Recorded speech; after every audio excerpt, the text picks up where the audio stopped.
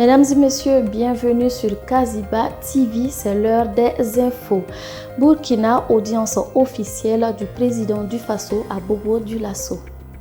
En séjour à Bobo-Dioulasso, le président du Faso, le capitaine Ibrahim Traoré, a accordé des audiences officielles aux forces vives de la région, notamment aux leaders coutumiers et religieux et aux autorités administratives et à la hiérarchie des forces de défense et de sécurité.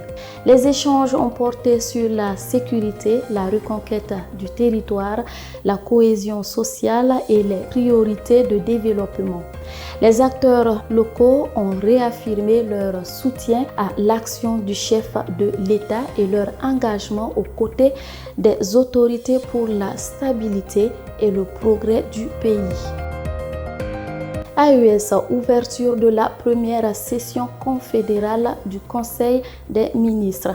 La Confédération des États du Sahel, AES, a ouvert à Bamako sa première session confédérale du Conseil des ministres, marquant une étape majeure dans la mise en place de ces institutions.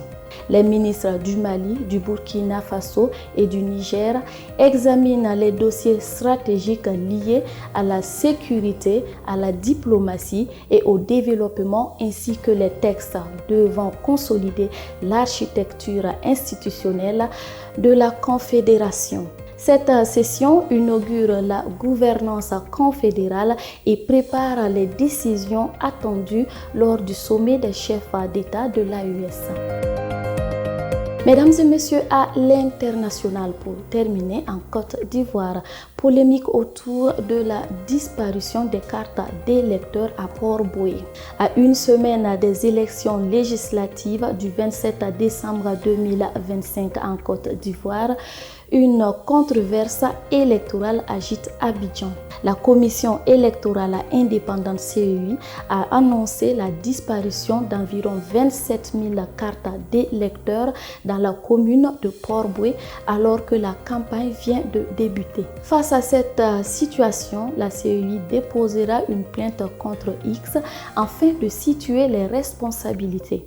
Des candidats de l'opposition, notamment du PDCI-RDA, ont exprimé leur inquiétude pour la sécurité du scrutin, demandant des enquêtes et des mesures pour sécuriser le matériel électoral. Cette affaire alimente les craintes d'irrégularité à quelques jours du vote, soulignant les partis d'opposition qui estiment que la transparence du processus est essentielle pour assurer la crédibilité du scrutin. Mesdames et messieurs, c'est tout pour ce Kaziba News. Merci de l'avoir suivi.